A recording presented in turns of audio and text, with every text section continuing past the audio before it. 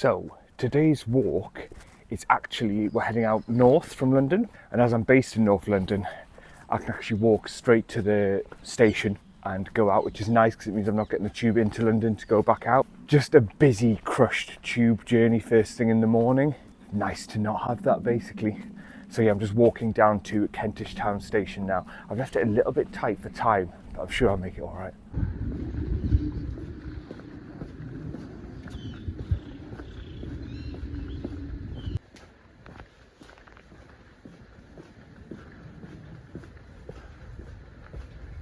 Love this little snicket. Is it a snicket? Feels like a snicket. Just this sort of little alleyway, and feels like it could be in like a village or something. Certainly not in the middle of London. Yeah, it just feels really hidden away and quiet and kind of cozy, you know. Oh, okay. And then sometimes.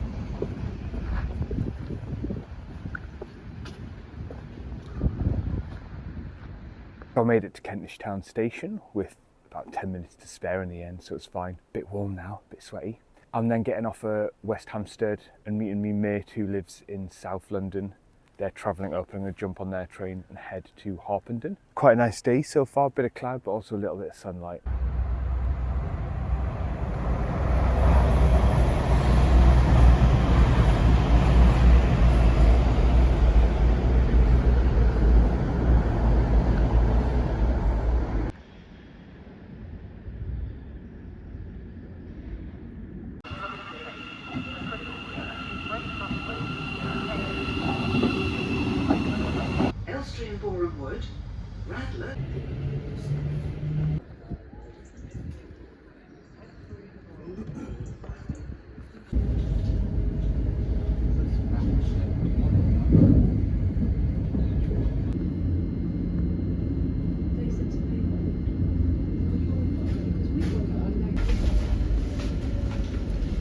Right, so we've just made it to Harpenden. The train was about 45 minutes late and it is a 10-mile walk, so we'll see what happens with the daylight. Should be a little bit of excitement.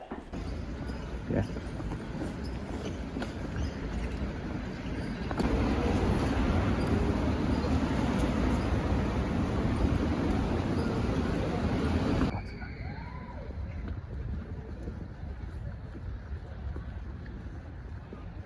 Like a lot of these walks, this one starts off in a town centre and then sort of heads out, and that town centre was busy, but it is a Saturday and it's raining again, but the sun's also out, so hopefully it won't be raining the entire time.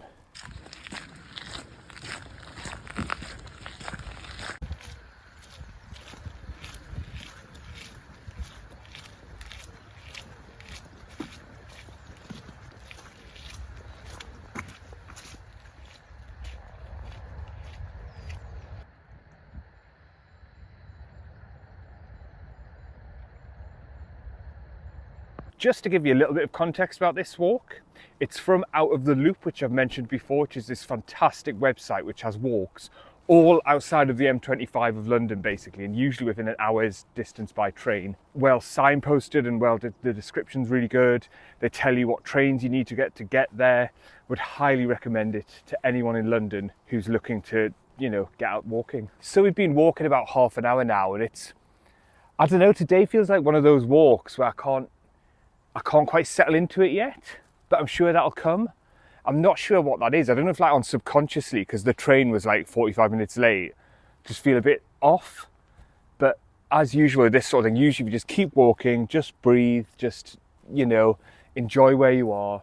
In terms of my mood today, I'm not quite sure where I am actually. I couldn't describe how I feel. I can't tell. I'm not like really happy or really sad, and maybe that's okay. Maybe today's just about being in the moment and not necessarily needing to reflect on my mood.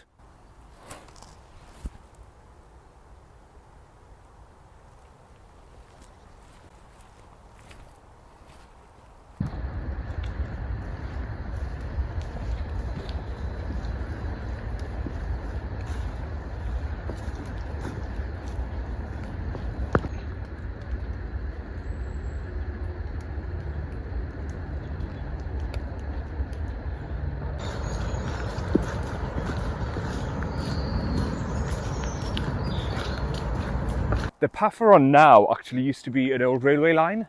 that connected Harpenden, which is where we started, to Hemel Hempstead. Used to be a railway line of 9 miles, but then obviously got took up, as a lot of the railways did in the 60s. But a lot of these walks, we always end up on like an old railway line, which just shows you how much like rail infrastructure there used to be in the UK. Kind of sad that it's all gone when you think about it.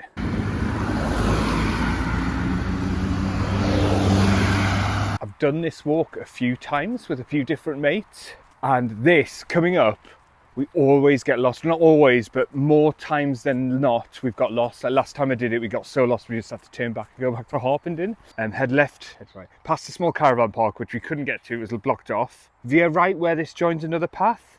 Let's try that, but I'm not sure.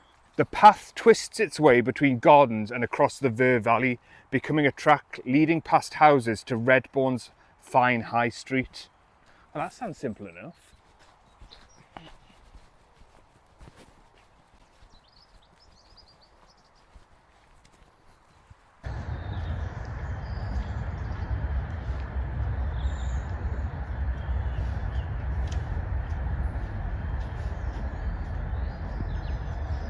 So we've now come out onto Redbourn Common. I'm not sure if Redbourne's classed as a town or a village. I imagine a village. Very pretty.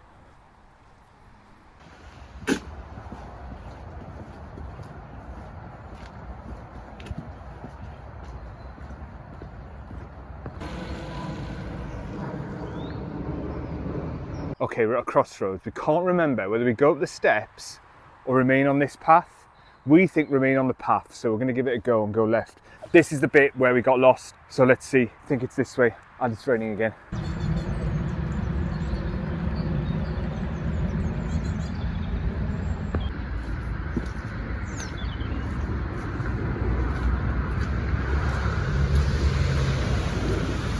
A few days ago, I went to Stratford-upon-Avon and did a really nice river walk, but it was really bad weather. And basically, unfortunately, I lost all the footage from that walk, and I really enjoyed doing that one and enjoyed filming. And I think that's left me a bit kind of low energy today. I think I'll just sort of be like, oh, I can't believe I lost all that. But my partner was saying, like, if say you're someone who goes to the gym and you miss the gym one day, you don't then not go the next day. So I'm trying to film today. And I'm out walking with a friend today, and we're just having a really nice chat. So I sort of keep just almost forgetting to film, which is nice because it means I'm in the moment and I'm enjoying their company.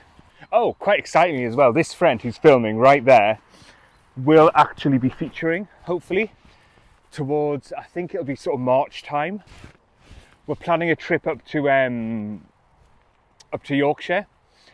And the weather won't be great by then, but hopefully we'll do a couple of walks and they're going to come onto the channel and talk about something, whatever I choose to talk about that day. So that'll be really nice as well. It's always nice to have someone to sort of bounce off, rather than it just being sort of me going on at myself, what feels like at myself all day, you know, talking to myself.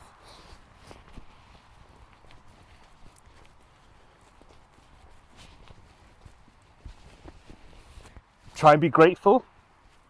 So like today, it's not windy at all. Just try and have a little bit of gratitude for that. The rain's on and off, so it's all right. It's actually totally like fine walking conditions, which is amazing, especially in January, where it would just be so easy not to bother going on a walk because it's January.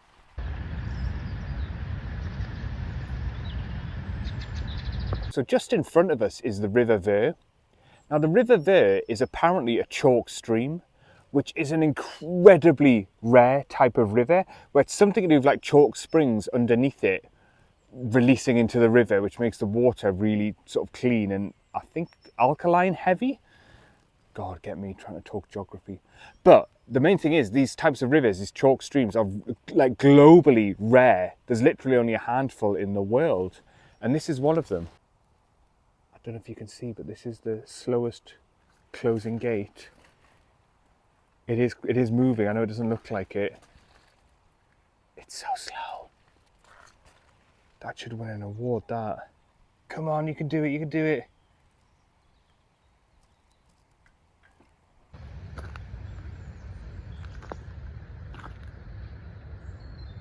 So this is the River Ver again. You can see that sort of chalky, sort of whitey texture to the water, which must be synonymous with a, what was it? Chalk stream.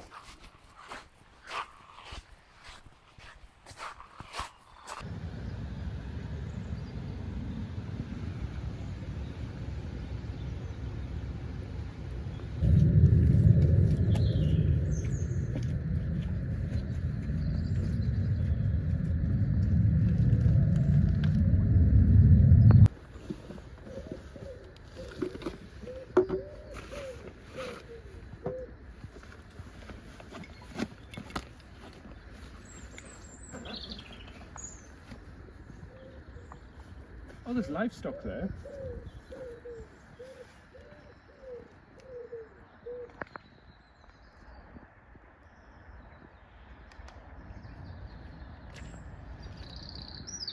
I want to talk about planning and making plans in our lives.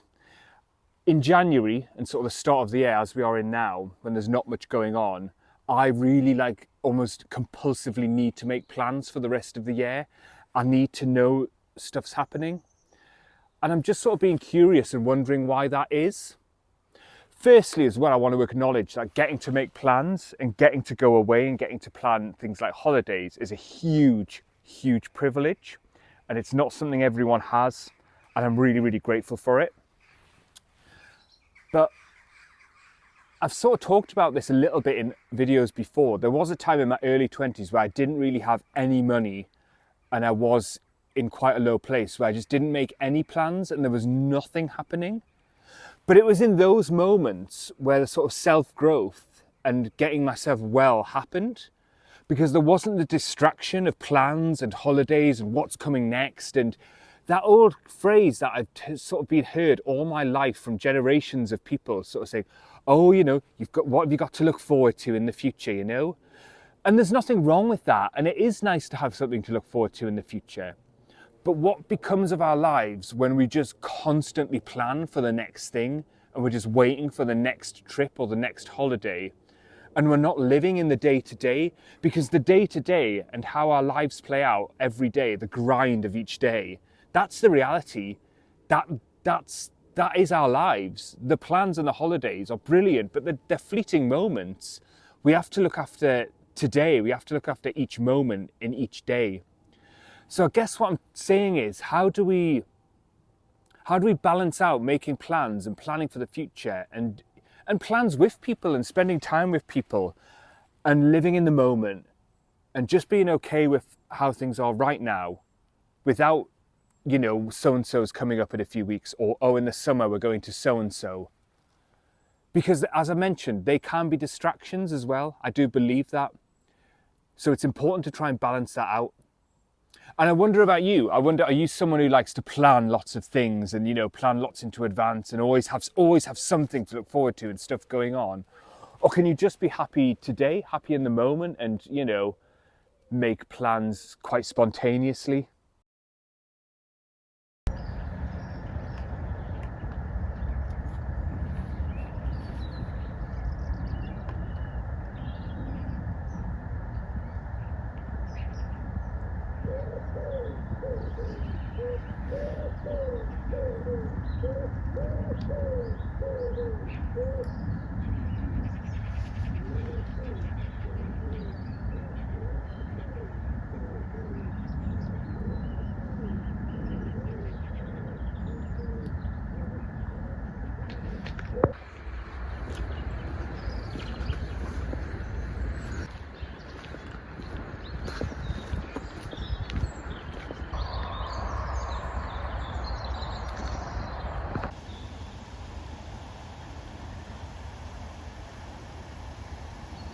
Sadly, we've just seen this, which is where we're meant to be going. So it looks like we're gonna have to go along this very busy, loud A road.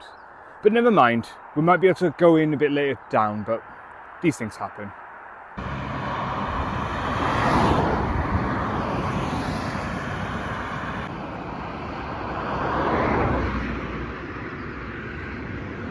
We're just on the outskirts of St Albans now.